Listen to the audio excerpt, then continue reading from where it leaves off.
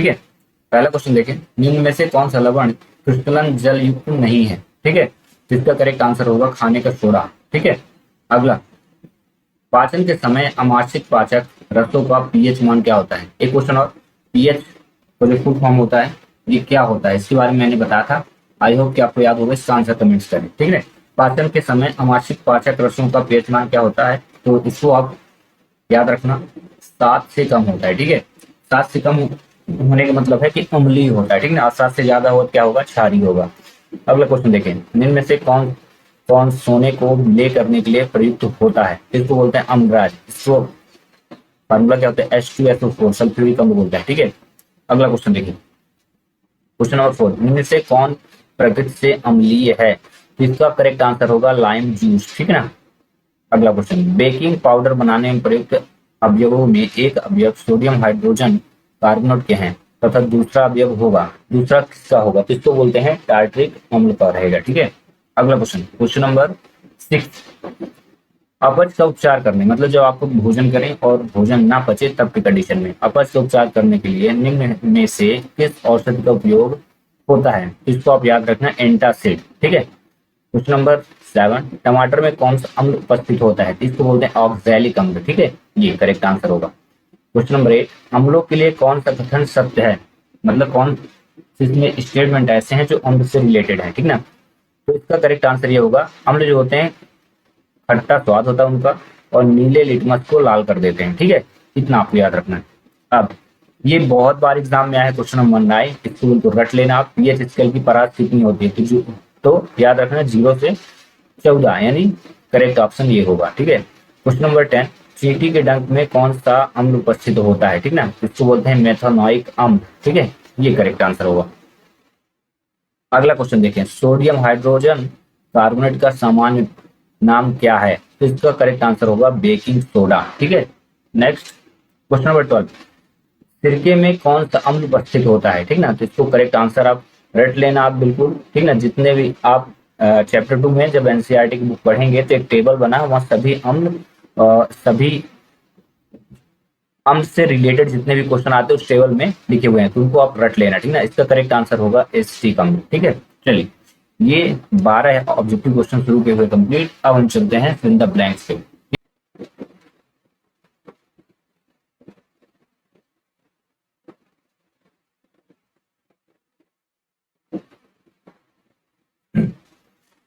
Question number 2 है, रिक्त स्थानों की पूर्ति कीजिए। पहला क्वेश्चन है, शाकीय पौधे नेटल के डंक में अम्ल पाया जाता है, तो इसको आप याद कर लेना, यहाँ पे लिख लेना है, मेथेनोइक अम्ल पाया जाता है। क्या, मेथेनोइक अम्ल। ठीक है, इसमें आपको पहले का आंसर लिखना है, मेथेनोइक अम्ल। दूसरा, कठोर जल को मृदु करने के लिए यौगिक का उपयोग किसका, तो सोडियम कार्बोनेट का प्रयोग किया जाता है, तो इसमें लिखिएगा आप सोडियम कार्बोनेट, सोडियम कार्बोनेट का प्रयोग करते हैं। अगला क्वेश्चन देखा, अम्लीय वर्षा का पीएच मान, ये काफी बार एग्जाम में, इसको रट लेना आप। ठीक है। क्वेश्चन नंबर 3, ये 5.6 से कम होता है, 5.6 से कम होता है क्योंकि अम्लीय होता है। ठीक है। अगला, सोडियम हाइड्रोजन कार्बोनेट का सामान्य नाम क्या है, ये भी क्वेश्चन एग्जाम में आ चुका है, बेकिंग सोडा। यहाँ पे आप लिखना बेकिंग सोडा। ठीक है, इसको बोलते हैं। अगला क्वेश्चन, HCl, H2SO4, HNO3 अम्ल के उदाहरण, मतलब किस प्रकार के, तो ये यहाँ पे लिखना आप प्रबल अम्ल के उदाहरण है। ठीक है, प्रबल अम्ल के उदाहरण। ठीक है, ऐसे लिख लेना, प्रबल अम्ल के उदाहरण। नेक्स्ट क्वेश्चन देखें, क्वेश्चन नंबर 6, लिटमस पत्र, लाल पत्ता गोभी, हल्दी, हाइड्रेजिया के फूल का रस के प्रमुख उदाहरण है, इसको बोलेंगे प्राकृतिक सूचक के उदाहरण। ठीक है, यहाँ पे आप लिखना प्राकृतिक सूचक। ठीक है, ये प्राकृतिक सूचक उदाहरण। अगला देखें, प्याज का रस, वेनिला, लौंग का तेल आदि के उदाहरण, ये किसके, तो गंधीय सूचक के। ठीक है, इनमें गंधीय गंध पाई जाती है, गंधीय सूचक लिख देना, सूचक के उदाहरण। ठीक है। अगला क्वेश्चन, ऐसे रासायनिक पदार्थ जो रासायनिक क्रिया के पूर्ण होने की जानकारी देते हैं, ये भी क्वेश्चन एग्जाम में काफी बार आया है, तो इसको आप लिख लेना, सूचक कहलाते हैं। क्या, सूचक कहलाते हैं। Question 8 complete. 9 देखें, किसी विलयन में उपस्थित हाइड्रोजन आयनों की सांद्रता ज्ञात करने के लिए पीएच स्केल ने विकसित किया, मतलब किसने, ये भी एग्जाम में आ चुका है। तो सोरेनसन, यहाँ पे लिखना है सोरेनसन, ये वैज्ञानिक का नाम है। ठीक है, अगला क्वेश्चन, लवण के सूत्र इकाई में जल के निश्चित अणुओं की संख्या कहलाती है, तो क्या कहलाती है, इसको लिख लेना, क्रिस्टलन कहलाती है। क्या, क्रिस्टलन, ठीक है, एस, क्रिस्टलन कहलाती है। अगला क्वेश्चन देखिए, उदासीन विलयन का पीएच मान, ये जल कहलाता है, जल का पीएच मान जो होता है वही उदासीन विलयन का, तो ये 7 होता है। ठीक है, रट लेना, काफी बार एग्जाम में आए, ये वेरी इंपॉर्टेंट। क्वेश्चन 12, कोई विलयन अंडे के पीछे हुए कवच से अभिक्रिया कर एक गैस उत्पन्न करता है जो चूने के पानी को दुधिया कर देता है, इस विलयन में होगा, मतलब क्या होगा, ठीक है ना। तो इसका करेक्ट आंसर आप लिखिएगा कार्बन डाइऑक्साइड होता है, CO2 होगा। क्या लिखेंगे, CO2 होगा। अगला क्वेश्चन, क्वेश्चन नंबर 13, अम्ल और क्षार के बीच, ये उसको मैंने जिनको जिनको क्वेश्चन को बोला किया बहुत इंपॉर्टेंट, उनको जरूर रट लेना है ना। अम्ल और क्षार के बीच होने वाली अभिक्रिया कहलाती है, इसको बोलते हैं उदासीनीकरण। क्या लिखेंगे, उदासीनीकरण अभिक्रिया। नेक्स्ट, फिनॉल्फथेलीन, मैथिल ऑरेंज सूचक है, किस प्रकार के, तो एक कृत्रिम सूचक है। ठीक है, कृत्रिम सूचक है। ठीक है, और इस प्रकार 9 ऑब्जेक्टिव क्वेश्चन। नेक्स्ट चलते हैं, मैच द कॉलम पे सही जोड़ी बनाना है। ठीक है, पहला, खट्टे दूध यानी दही में कौन सा अम्ल पाया जाता है, तो ये बोलते हैं लैक्टिक अम्ल, इसका करेक्ट आंसर यही होगा।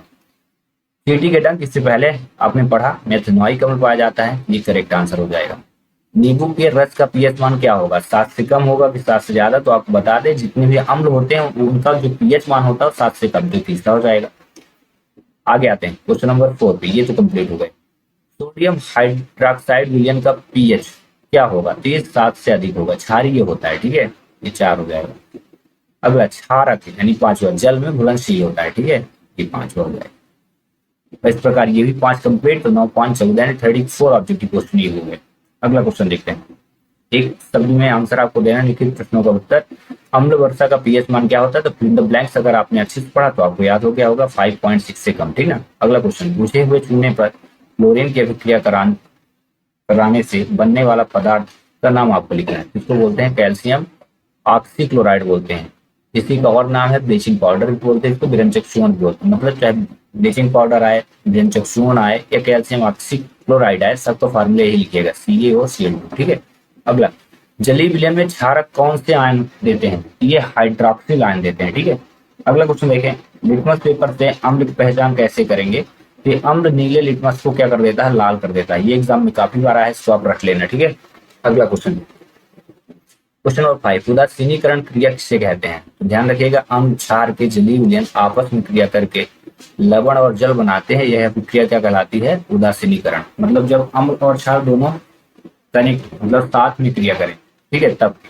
अगला क्वेश्चन देखें, CaO का प्रचलित नाम क्या है, वही चीज हुई ना यहाँ पे जो मैं बोला क्वेश्चन नंबर 2 में, ठीक ना, विरंजक चूर्ण होता है। अगला क्वेश्चन देखें, CH3 COOH का होल टू H2CO3 और H3PO4 लैक्टिक अम्ल आज किस अम्ल के उदाहरण है, इनको बोलते हैं दुर्बल अम्ल। ठीक है। अगला, किसी विलयन के पीएच उनमें उपस्थित हाइड्रोजन आयनों की सांद्रता के कौन से मान है, इसको याद रखना, लघु गुणक का ऋणात्मक मान होता है। Next question, question number 9, baking soda का एक उपयोग लिखना है, तो इसका प्रयोग आप खाने में करते हैं। नेक्स्ट, पीएच स्केल किसे कहते हैं, इसको रट लेना, इसको रट लेना, ठीक है, इनको रट लेना, ठीक है, इनको रट लेना। तो इसका आंसर लिखे, अम्ल व क्षार की पहचान करने वाले स्केल को पीएच स्केल कहते हैं। ये भी क्वेश्चन आया था 1 अंक में, एक वाक्य में आया था पिछली बार एग्जाम में। अगला क्वेश्चन देखें, धावन सोडा का रासायनिक सूत्र क्या होता है, Na2CO3 या 10H2O, इसी को सोडियम कार्बोनेट भी बोलते हैं। ठीक है। अगला क्वेश्चन, इनमें आप गोला जिनमें लगा रहा हूं, इनको आप ज्यादा से ज्यादा बात पढ़ना। ठीक है। क्वेश्चन नंबर 12, कोई विलयन लाल लिटमस को नीला कर देता है, तो इसका पीएच मान संभवतः क्या होगा, 7 से अधिक। ठीक है। ये अगला, चींटी व नेटल के डंक में कौन सा अम्ल, मेथनॉइक अम्ल, दोनों में सेम अम्ल पाया जाता है। ठीक है।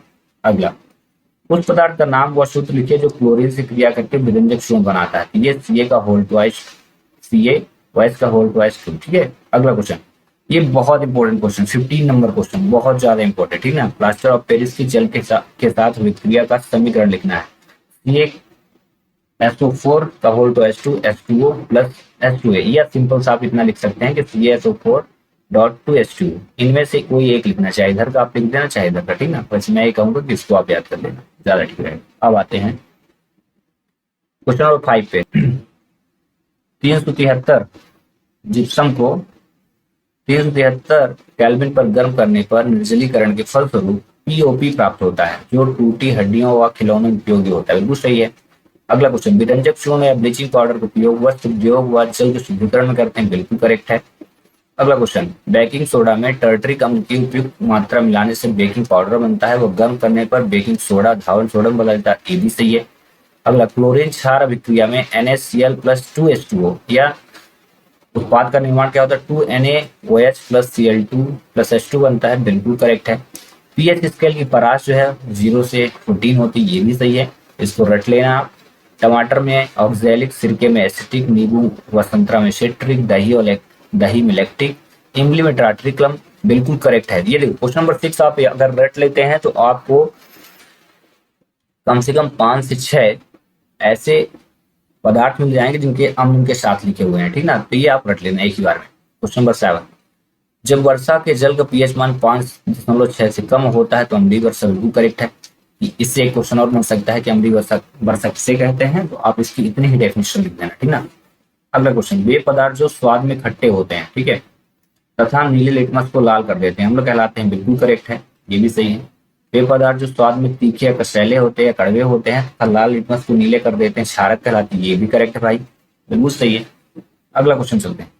Question number 10, NaOH, KOH, CaOH का होल टू H2 प्रबल क्षार हैं, जबकि NH4OH या BaOH का होल टू H2 दुर्बल क्षार के उदाहरण। बिल्कुल करेक्ट है।